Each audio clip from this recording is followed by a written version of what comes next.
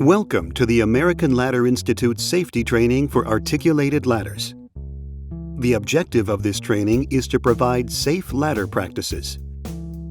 During this video presentation, you will be shown the proper techniques to select, inspect, set up, use, and care for articulated ladders.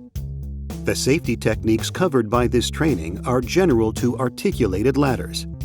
Articulated ladder products vary in design and function. Please consult the manufacturer's instructions for any questions. Ladders are useful tools that, when used properly, serve as a safety system for climbing. Working at an elevated height is, however, inherently dangerous, and the safety afforded by a ladder is often circumvented by misuse. Each year, over 160,000 people are injured as a result of falls from ladders due to not following safety precautions. Most of the injuries are cuts, bruises, and fractures, but more than 300 result in death.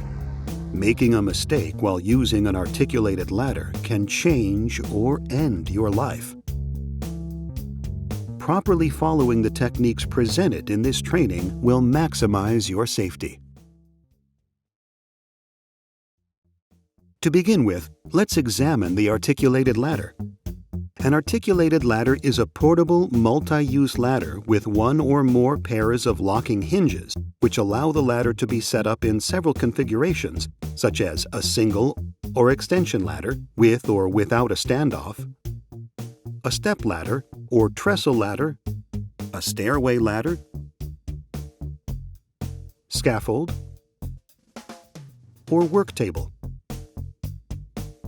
The parts comprising articulated ladders include slip-resistant shoes located on the bottom of outer sections, side rails, and rungs located on the inner and outer sections. Locking hinges. Each pair of articulated hinges in the ladder can be locked in one or more positions to accommodate the various configurations. The locking positions of the hinges allow setup at the proper angles to accommodate each configuration that the manufacturer has designed. Instruction and warning labels. Articulated ladders with telescoping capabilities include extendable sections secured by telescoping locks. And optional accessories. The articulated ladder is intended for use by one person performing work. However, articulated ladders capable of a double-step ladder or trestle ladder configuration may support two persons. Articulated ladders in all configurations require level surfaces at the support points. When used as a single or extension ladder, a top support point is required. If the appropriate worksite conditions do not exist, the articulated ladder is not the correct product for the job. Articulated ladders are manufactured in a variety of sizes, materials, and duty ratings. To select the articulated ladder for a particular job, the following must be considered. Worksite environment. The worksite environment is the first factor in choosing the material from which the ladder is constructed. Articulated ladders materials include fiberglass and aluminum. If the work to be done is near a source of electricity or requires the use of electrical power tools, an aluminum ladder should be rejected since aluminum is an electrical conductor. Electrical shock while working from a ladder can trigger a fall or cause your heart to stop, leading to serious injury or death. A clean, dry fiberglass ladder should be used. On the other hand, if there are no electrical power sources in the work area, an aluminum ladder may be lighter in weight and a satisfactory option. Next, calculate the total weight the ladder is to support. Do this by adding your weight plus the weight of your clothing and any protective equipment, the weight of tools and supplies you will be carrying, and the weight of any tools and supplies to be stored on the ladder while working. For example, paint on a paint shelf. Compare the total weight to the duty rating of the ladder, which will be shown on a label on the ladder. There are 4 categories of ladder duty ratings: Type 1AA, Special Duty, supports a maximum of 375 pounds. Type 1A, Extra Heavy Duty, supports a maximum of 300 pounds. Type 1, Heavy Duty, supports a maximum of 250 pounds. Type 2, Medium Duty, supports a maximum of 225 pounds. Do not assume that a longer ladder has a higher weight capacity. There is no relationship between ladder length and weight capacity. Finally, size of the ladder must be considered. When the articulated ladder is used in a stepladder and trestle ladder configuration, the size is designated by the length of the ladder measured along the front edge of the front side rail from the bottom of the shoe to the center of the pivot pin of the hinge. Stepladder and trestle ladder configurations range in size from 3 to 12 feet for medium duty and 3 to 15 feet for heavy duty, extra heavy duty, and special duty. When the articulated ladder is used in a single or extension ladder mode, the size is designated by the overall length at the side rail, including any shoes and hinges. Single and extension ladder sizes are not to exceed 24 feet for medium duty and 30 feet for heavy duty, extra heavy duty, and special duty. When set up as scaffolding, size shall be determined by measuring the vertical distance from the floor to the top of the desired rung. The height shall not exceed 3 times the minimum outside width of the bottom support in the scaffold position. When used as a work table, size shall be determined by measuring the vertical distance from the floor to the top of the desired rung. Working heights shall be limited to 5 feet or less. In addition to size, the articulated ladder's highest standing level should also be considered. The highest standing level is defined as the vertical distance, expressed in feet and inches, from the uppermost rung or step the climber is advised to use, to the horizontal plane of the ladder base support, with the ladder in the preferred climbing position. In general, the highest standing level when used as a stepladder is the second step or rung down from the top. When used as a single or extension, the highest standing level is the uppermost rung that is at least 3 feet down from the top of the ladder. Refer to the manufacturer's instruction label to determine the highest standing level. It is unsafe to use a ladder that is too long or too short. Never try to extend your reach by standing above the highest standing level or on the bucket shelf of an articulated ladder. Doing so will increase the likelihood of losing your balance and falling from the ladder.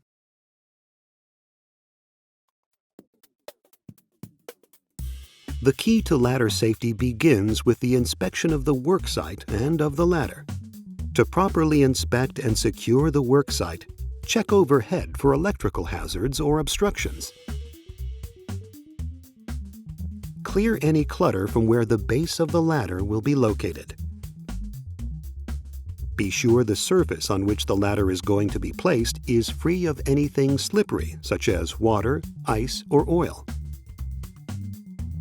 Be aware of environmental conditions. Rain, snow, and ice increase slipping hazards.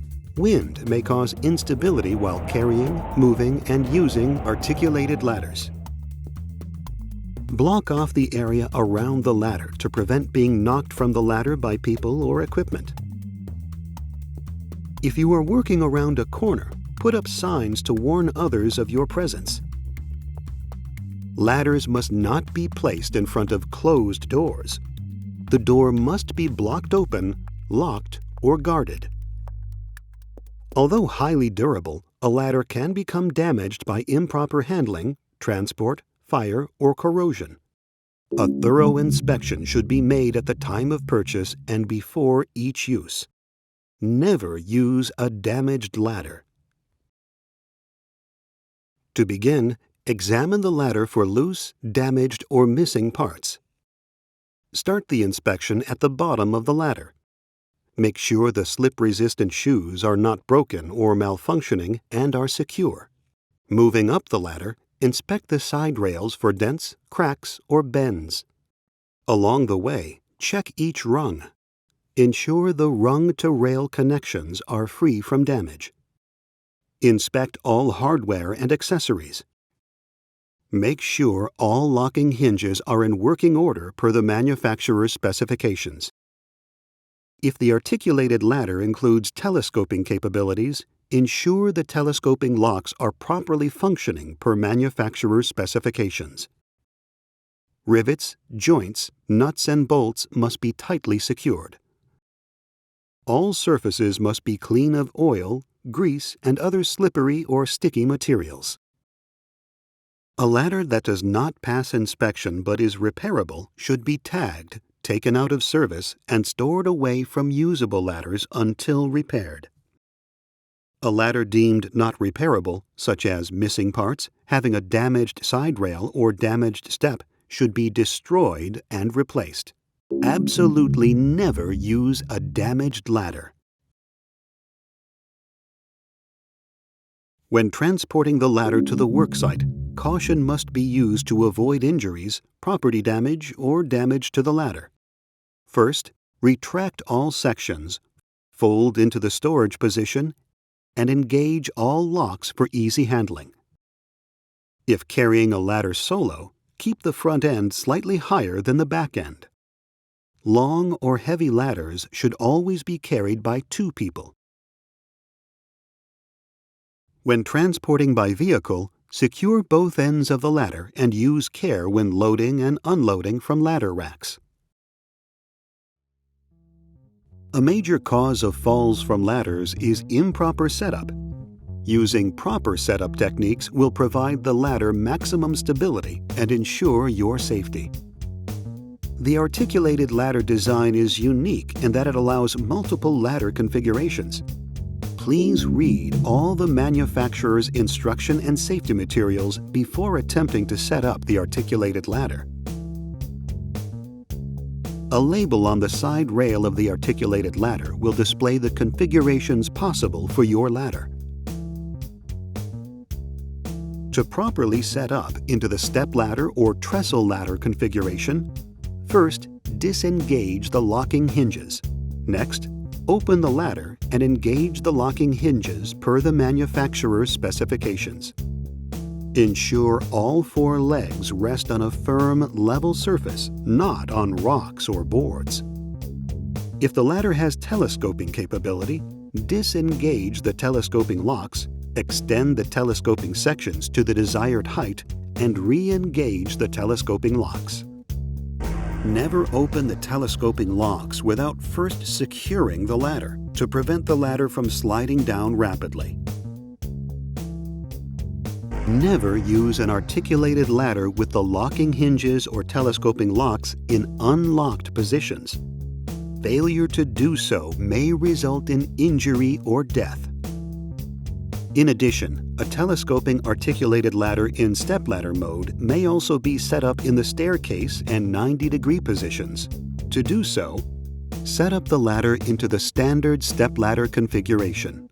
If working on stairs, use the staircase configuration. Disengage the telescoping lock on one side of the ladder and adjust to the length needed to fit safely in the staircase.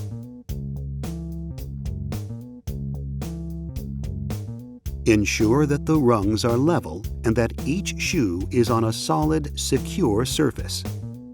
If working against a wall, use the 90-degree configuration. Disengage the telescoping lock on one side of the ladder and lower one side of the ladder by 1 rung. Re-engage the telescoping locks. Position the ladder ensuring all legs are on firm ground or steps. The 90-degree position must only be used with the back shoes against a wall. To properly set up into the single or extension ladder configuration, first, disengage the locking hinges. Fully open the ladder and lay the ladder onto the ground. Engage the locking hinges. Disengage the telescoping locks and extend the telescoping sections. It is extremely important to make sure the locking hinges and telescoping locks are fully engaged. Never assume the locks are engaged. Position the bottom of the ladder against the base of the wall. Lift the ladder by walking it up with your hands one rung at a time. Pull the bottom of the ladder away from the wall until the angle of inclination is approximately 75 degrees. To check the ladder for proper angle, place your toes against the bottom of the ladder side rails. Stand erect and extend your arms straight out. The angle is correct if the palms of your hand touch the top of the rung closest to your shoulder level. Another way of ensuring the proper angle of inclination is to place the base of the ladder a distance from the wall or upper support equal to 1/4 of the total working length of the ladder. The working length is the distance along the rail from the ground to the top support point. Make sure the ladder shoes are correctly positioned and on a firm, level surface. To adjust for uneven surfaces, use a ladder leveler. When using accessories, refer to the manufacturer's instructions. The top of the ladder must be placed with the two side rails equally supported, unless the ladder is equipped with a single support attachment. When it is necessary to support the top of the ladder at a window opening, a device stabilizer should be attached to provide firm support against the building walls or window frames. Tie off the ladder whenever practical, particularly when you plan to do work while standing on the ladder. If you are climbing onto a roof, the top of the ladder must extend 3 feet above the roof eave. The ladder should be tied or secured against sidewise motion at the upper access level before climbing onto or off the ladder at the upper level. To use an articulated ladder as a scaffold, first, disengage the locking hinges and telescoping locks. Separate the inner and outer assemblies. Open the inner assembly and engage the locking hinge to form the first trestle. Never climb the inner section without the flared base section attached. Open the outer assembly and engage the locks to form the second trestle. Securely place an appropriate planking below the top rungs of the two trestles. Remember, the height of the scaffolding should not exceed 3 times the minimum outside width of the bottom support. Please review the manufacturer's specifications for your maximum scaffold height. When using an articulated ladder as a work table, the setup is the same as the scaffold configuration. However, the maximum work table height must be 5 feet or less. Refer to the manufacturer for an appropriate planking for safe usage. Proper use of an articulated ladder will contribute significantly to your safety. Common factors contributing to falls from improper ladder use include haste, sudden movement, poor quality footwear, and lack of attention. Follow these guidelines prior to using an articulated ladder in any configuration. Before taking the first step onto the ladder, make sure you're in condition to do so. If you feel tired or dizzy, or are prone to losing balance, stay off the ladder. Do not use a ladder if you are impaired due to illness, drugs, alcohol, age, or physical handicap. Wear slip-resistant shoes with heavy soles to prevent foot fatigue. For maximum traction, clean your shoes of sticky or slick substances. Always read warning labels and instruction labels prior to use. Contact the equipment manufacturer with any questions. Double-check that all locking hinges and telescoping locks are properly engaged. Continually face the ladder as you climb, work, or descend. Climb and descend slowly and surely, avoiding sudden movements. Always keep 3 points of contact when climbing or descending the ladder, holding on with 2 feet and 1 hand, or 2 hands and 1 foot. Keep clothing and body parts out of all moving mechanisms, including the locking hinges and telescoping locks. When climbing or descending the ladder, you must keep your hands free for climbing. Items should be raised by alternative means, such as a tow line, placing them in your tool belt, or having them handed up to you. Keep the middle of your body positioned between the side rails, and do not overreach or lean while working. Overreach is one of the most common causes of ladder accidents. Don't overreach. To move the ladder, first descend, then relocate. Never move a ladder while in use, and never disengage locks or adjust sections when you are on the ladder.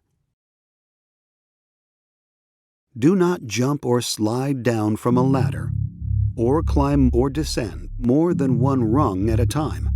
Never place the ladder upon other objects, such as boxes, barrels, scaffolds, or other unstable bases in an effort to obtain additional height. Never use a ladder for any purpose other than the one for which it is intended. When using the stepladder or trestle ladder configuration, do not straddle the ladder, and do not step or stand higher than the second step down from the top. When using the single or extension ladder configuration, do not step or stand above the highest standing level on the ladder. If you are climbing onto a roof, the top of the ladder must extend 3 feet above the roof eave. The ladder should be tied or secured against sidewise motion at the upper access level before climbing onto or off the ladder at the upper level. When accessing the roof, do not step over the ladder. Step sideways onto the roof. For maximum safety, have someone hold the ladder. When using the ladder in the scaffold configuration, the working load, including the weight of the user, clothing, tools, and materials, should not exceed the duty rating of the ladder. Never use the inner and outer sections as separate stepladders. When used as a work table, do not stand on the platform. The weight of material stored on the ladder and the weight of the work table platform must not surpass the duty rating. Now that you are familiar with proper ladder selection, inspection, setup, and use, let's discuss how to care for the ladder. To maximize the ladder's lifespan, the following techniques should be observed. Regularly lubricate the ladder's moving parts. Use caution when lubricating, making sure to avoid getting any lubricant onto the ladder's rungs or side rails. Keep the ladder clean, particularly of foreign matter that is conductive. Such substances can allow electrical current to travel over the surface of a fiberglass ladder. Firmly support and protect ladders from heat, weather, and corrosive materials. When storing the ladder, close the articulated ladder down to the smallest position and place the ladder onto a ladder rack or lay the ladder down. Always store and secure ladders out of the reach of children. You have now been presented with the proper techniques to inspect, set up, safely use, and care for an articulated ladder. This concludes the presentation portion of the Articulated Ladder Safety Training. We encourage you to examine your newly acquired knowledge by completing the training's final test. You may also benefit from the other ladder safety training courses available from the American Ladder Institute, or a review of the written safety information on ALI's laddersafety.org website. If you have any questions, comments, or wish to know more about ladder safety, please click on the Contact Us button on this screen or the Contact Us link on the laddersafety.org website. This training module was developed and produced by the American Ladder Institute. The ladder manufacturers listed on your screen are members of ALI. whose active participation in projects like this training module exemplifies their commitment to ladder safety education. To learn more about the ALI, visit ALI's primary website at americanladderinstitute.org.